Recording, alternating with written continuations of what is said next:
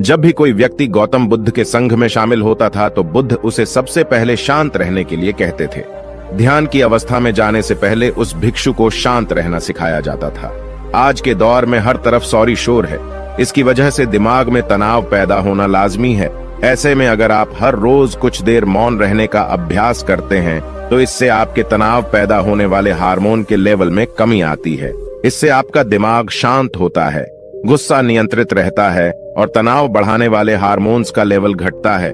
आज के इस वीडियो में हम जानेंगे कि किन मौकों पर हमें शांत रहना है और किन मौकों पर हमें बोलना है और शांत रहने से हमारे अंदर क्या बदलाव आ सकता है। दोस्तों, संध्या काल का समय था।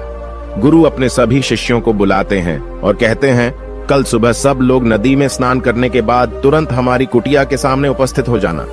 सभी इसी से हैरान रह जाते हैं कि हम लोगों ने कुछ गलती की है क्या, लेकिन गुस्से से यह कहते हैं कि हो सकता है कि गुरुजी कल सुबह कुछ अच्छी बात बताने वाले हैं। सब लोग रात को सही समय पर सो जाते हैं और सुबह उठकर सभी लोग नदी में स्नान करने के बाद वापस गुरुजी के सामने उपस्थित हो जाते हैं। गुरु कहते हैं, आज हम तुम सबको चुप रहने के फायदे के बारे में बताऊंगा।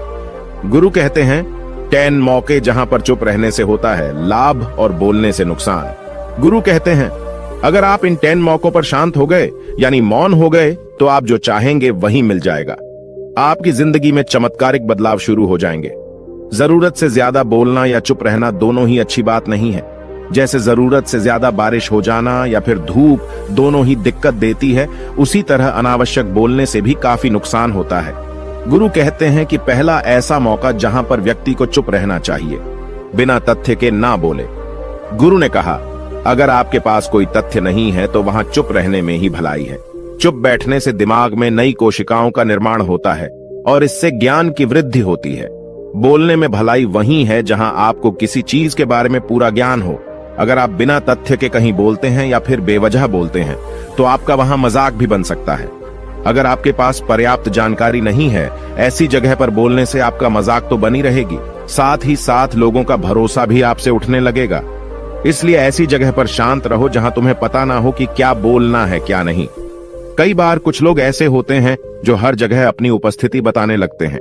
उन्हें पता नहीं होता है कि हमें क्या बोलना है, लेकिन फिर भी बोलते जाते हैं और फिर बाद में दूसरे लोग उनके जाने के बाद उनका मजाक उड़ाते हैं। जब तक आपको उस तथ्य के बारे में अच्छा ज्ञान नहीं है, उसके बारे में पता नहीं है, तो वहां चुप रहना ही ज्यादा समझदारी है। गुरु ने कहा, दूसरा ऐसा मौका जहां पर व्यक्ति को चुप रहना चाहिए। शब्दों से न पहुंचे ठेस। अगर आपके शब्द किसी को मानसिक ठेस पहुंचा रहे हैं तो वहां चुप हो जाना चाहिए। कमजोर व्यक्ति के बारे में कुछ भी बोलकर आप महान नहीं बन सकते हैं। महान आप किसी कमजोर का साथ देने में बनेंगे। कई बार होता है कुछ लोग अपने से छोटे व्यक्ति को भला बुरा कहते रहते हैं। सामने वाला इंसान तो कद से आपसे छोटा है, वह आपको कुछ नहीं बोलेगा, लेकिन आप उसकी नजरों में गिरते चले जाएंगे। हो सकता है कि कल वह भी आपसे पद में बड़ा हो जाए। पद में आपसे जब वह बड़ा हो जाएगा तो आज जो रवैया आपका उसके साथ है, आने वाले समय में वह भी आपके साथ वही करेगा। आप किसी को नीचा दिखाकर बड़ा नहीं बन सकते हैं। बड़ा बनना है तो अपने से छोटे लोगों का इज्जत भी करना सीखें और साथ ही साथ बड़े लोगों का भी सम्मान करना चाहिए। लोगों को लगता है कि अगर वह अकड़कर बोलेंगे और सामने वाले को नीचा गिराने की कोशिश करेंगे तो वह बड़े बन जाएंगे, तो यह उन सब की भूल है। बड़े होने की बजाय आप उनकी नजरों में गिरते चले जाएंगे। गुरु ने आगे कहा, इसलिए शिष्यों, तुम सब जब भी बोलना आदर भाव से बोलना ताकि तुम्हारी बात लोगों को अच्छी लगे। बोलने में भाई बहन, माता पिता, मित्र इत्यादि संबोधन शब्दों का इस्तेमाल जरूर करना। इससे तुम्हारी मान प्रतिष्ठा तो बढ़ेगी ही, साथ ही साथ लोगों की नजरों में तुम समझदार व्यक्ति बनते जाओगे। गुरु ने आगे कहा, तीसरा मौका जहां पर व्यक्ति को चुप रहने में ही भलाई है। क्रोध या घृणा करने वाले लोग, जब कोई अपना या सगा संबंधी आप पर क्रोध कर रहा हो, आपका अपमान कर रहा हो, तो आपको उस वक्त चुप रहना चाहिए ताकि सामने वाले का गुब्बारा पूरी तरह से फट जाए। आप यदि सही हैं तो उसे कतई माफीनामा गए और चुप रहकर ही सही समय का इंतजार करें। वह खुद आपसे माफी मांग लेगा जब उसे अपनी गलती का एहसास हो जाएगा। गुरु आगे कहते हैं कि अगर आपका कोई सगा संबंधी आप पर क्रोध कर रहा हो और आप उस समय शांत हैं, तो यह आदर सम्मान देने की निशानी होती है। इससे न कोई छोटा होता है और न ही बड़ा। अगर आपको क्रोध आ रहा है तो आप या तो वहां से किसी का अनादर किए बिना चले जाएं या फिर चुप रहें। क्रोध करने से आपके रिश्ते, खराब होंगे। क्रोध करने से हमेशा क्रोध करने वाले व्यक्ति का ही बुरा होता है। गुरु आगे कहते हैं कि एक बार की बात है, एक सांप जंगल से भागते हुए किसी राजा के घर में पहुंच गया। लोगों ने छेड़खानी की तो वह बहुत ही गुस्सा हो गया, जिससे घर में जो तलवार पड़ी हुई थी उसी को लपेटकर कसने लगा और धीरे धीरे उसका पूरा शरीर कट गया। ठीक उसी प्रकार हमारा गुस्सा भी हमारे शरीर को तलवार की भांति काटता रहता है। गुस्सा ध्यान से खत्म होता है प्रतिदिन। अगर आप ध्यान की मुद्रा में बैठे हैं तो आपका गुस्सा आपके नियंत्रण में रहेगा। गुरु आगे कहते हैं कि यह तरीका है कि आप प्रतिदिन ध्यान का अभ्यास करें। इससे आपके शरीर में जो हार्मोन्स गुस्से को बढ़ावा देते हैं वह सब तुम्हारे नियंत्रण में रहेंगे, जिससे शरीर गुस्से पर आसानी तुम्हारा से काबू पा लेगा। लेकिन एक तरीका यह भी है कि जब भी आपको गुस्सा आए तो आप यह समझने का प्रयास करो कि क्या मेरा गुस्सा जायज है या नहीं। हमें वहां पर बोलना चाहिए कि नहीं। जब आप खुद इस बात का आकलन लगा पाएंगे तो आपको खुद पता चल जाएगा कि हमें गुस्सा करना चाहिए या नहीं। फिर भी आपको गुस्सा आ रहा है तो आप वहां से हटने का प्रयास करें, वहां से दूर चले जाएं। धीरे धीरे समय के साथ आपका दिमाग शांत हो जाएगा। गुरु ने कहा, चौथा ऐसा मौका जहां पर इंसान को बहुत ही समझदारी के साथ काम लेना चाहिए, वहां पर आपको चुप रहना ही चाहिए, जहां पर उस मुद्दे से आपका कोई संबंध ना हो। अगर आपका किसी मुद्दे से कोई संबंध ना हो तो वहां आपका चुप रहना बनता है। बिना किसी वजह अगर आप दूसरे के मुद्दे पर बोलेंगे तो यह आपके लिए अनिष्टकारी होगा। इसमें केवल और केवल आपका ही नुकसान है। जल्द ही आप किसी दो लोगों के बीच हो रहे विवाद में जल्दी अपनी टांग न डालें। अगर सामने वाला आपको बुला रहा है अपना झगड़ा शांत करवाने के लिए तो ही आप वहां पर जाएं। किसी की व्यक्तिगत जिंदगी में दखल अंदाजी नहीं देनी चाहिए जब तक कि वह व्यक्ति आपको नहीं बुलाता है। अपने झगड़े को शांत करवाने के लिए कुछ लोग फालतू में दूसरे के विवाद में कूद पड़ते हैं। इससे उनके मान सम्मान मर्यादा पर लोग उंगली उठाने लगते हैं। गुरु कहते हैं कि 10 मौकों में 5वां ऐसा मौका जहां पर व्यक्ति को बहुत ही समझदारी के साथ चुप रहना चाहिए। आपके शब्दों से किसी मित्र को हानि न पहुंचे। अगर आपके शब्द सामने वाले के परिवार या मित्रों की प्रतिष्ठा के बारे में बुरी झलक दिखा रहे हैं तो आपको चुप रहना चाहिए। किसी के परिवार या फिर मित्र के बारे में बुरा बोलने से केवल आप ही बुरे बनेंगे। जो चीज आसानी से खत्म की जा सकती है उसे अपने शब्दों से बड़ा न करें। बिना चिल्लाए बात करने का प्रयास करते रहना चाहिए। अगर आप बिना चिल्लाए कोई बात नहीं कह सकते तो आपका चुप रहने में ही भलाई है। किसी पर चिल्लाने से आपके व्यवहार के बारे में पता चलता है। ज्यादा बोलने से चीजें हमेशा खराब ही होती हैं। कई बार कुछ रिश्ते ज्यादा तेज बोलने की वजह से टूट जाते हैं। इसलिए अपनी आवाज में मीठापन लाएं। आपके शब्दों से आपके दोस्त को हानि नहीं पहुंचनी चाहिए। कभी कभी दोस्तों के जब हम मजाक हैं तो रहे कि आपके शब्दों से किसी का अनादर ना हो।